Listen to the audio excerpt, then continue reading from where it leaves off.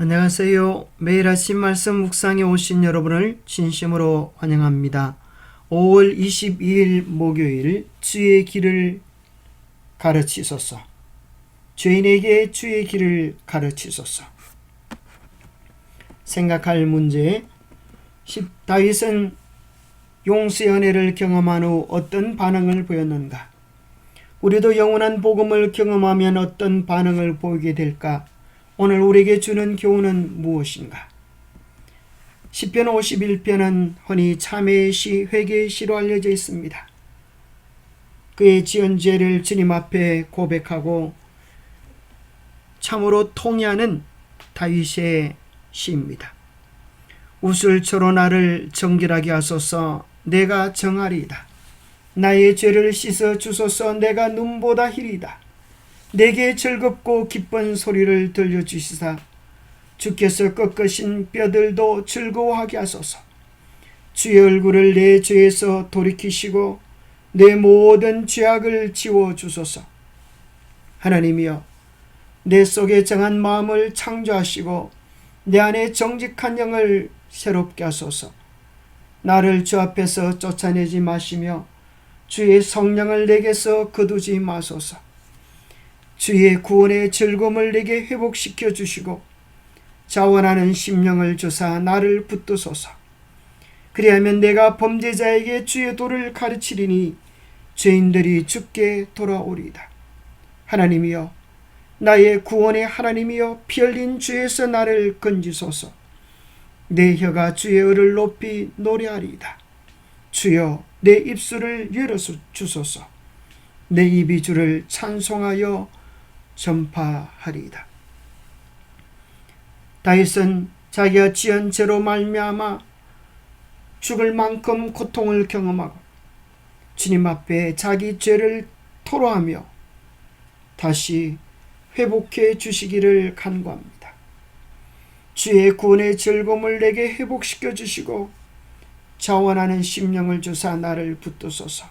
그리하면 내가 범죄자에게 주의 도를 가르치리니 죄인들이 주께 돌아오리이다.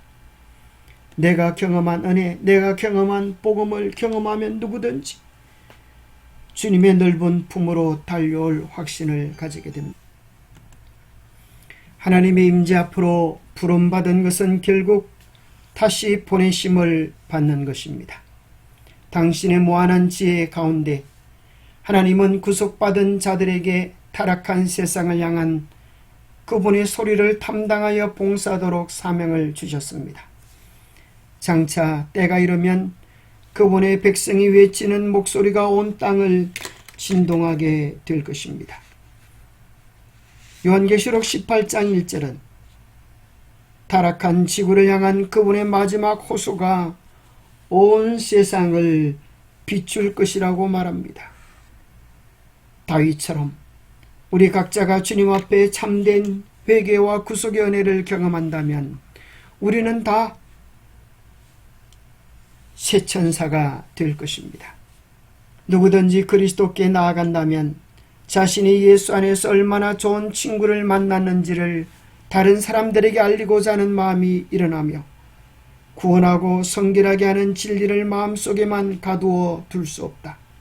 만일 우리가 그리스도의 의로 옷 입고 그분의 내주하시는 성령의 기쁨으로 충만하다면 우리는 잠잠할 수 없을 것이다.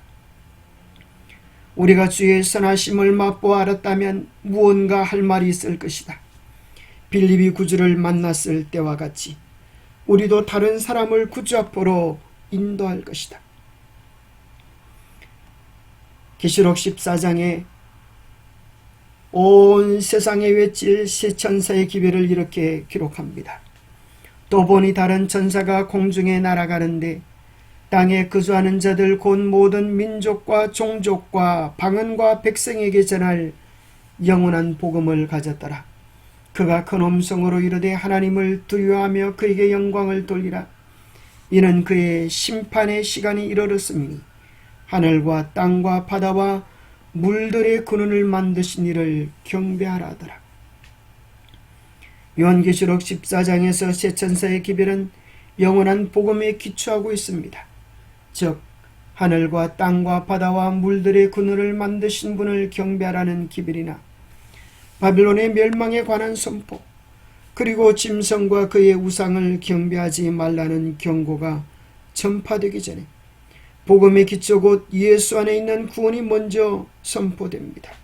왜냐하면 이 기별을 전하는 사람 스스로가 예수님과 그분께서 자신을 위해 하신 일에 대한 소망과 약속을 확신하지 않으면 경고와 세천사의 기별은 아무 의미가 없기 때문입니다. 영원한 복음을 취하고는 우리가 세상에 전할 가치가 있는 것은 아무것도 없습니다. 영원한 복음 세천사의 기별은 왜 이토록 중요합니까?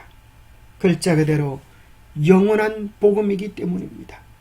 요한계시록 14장에 나오는 이 세천사의 기별은 요한계시록 마지막까지 두 갈래길을 보여줍니다. 세천사 기별, 영원한 복음에 순종한 자들과 거절한 사람들로 구분되어집니다. 요한계시록 15장에는 세천사의 기별을 받은 자가 부를 노래가 나와 있습니다. 계시록 15장 2절과 3절에 보면 유리바닷가에 서서 하나님의 검은고를 가지고 하나님의 종 모세의 노래 어린 양의 노래를 부를 사람들에 대한 이야기가 나옵니다. 마치 모세가 홍해를 건너 그들을 구원해 주신 하나님의 놀라운 역사를 노래하듯 어린 양을 따라갔던 하나님의 백성들은 마지막 환란에서 구원을 받고 모세와 같은 노래를 부를 것입니다. 구원받은 자들입니다. 성리한 자들입니다. 그 노래를 부르고 싶지 않습니까? 그러나 그 노래는, 그 성례의 노래는, 그 영광의 노래는 아무나 부를 수 있는 것이 아니라 세천사 기별을 받은 자가, 세천사 기별에 순종한 자가 부를 것입니다. 그래서 계시록 15장 2절에 보면 짐승과 그의 우상과 그의 이름의 수를 이기고 벗어난 자들이 유리바닷가에 서서 하나님의 금은고를 가지고 노래를 부를 것을 말씀하고 계십니다. 요한계시록 16장은 7재앙의 장인데 누가 그 재앙을 받을 것입니까? 세천사의 기별을 거절한 자들이 받을 재앙이라고 기록합니다.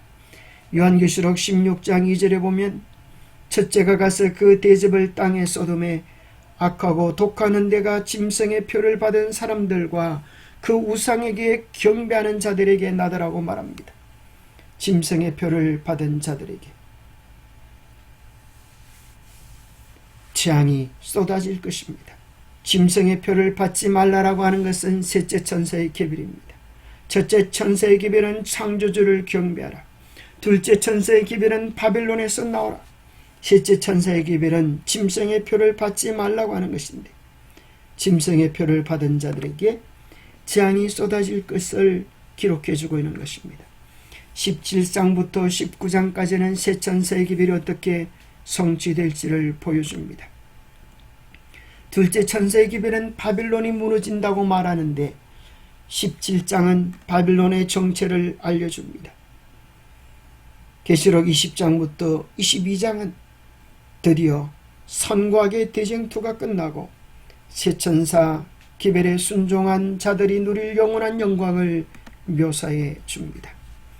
천년 동안 왕노릇할 자들은 누구입니까?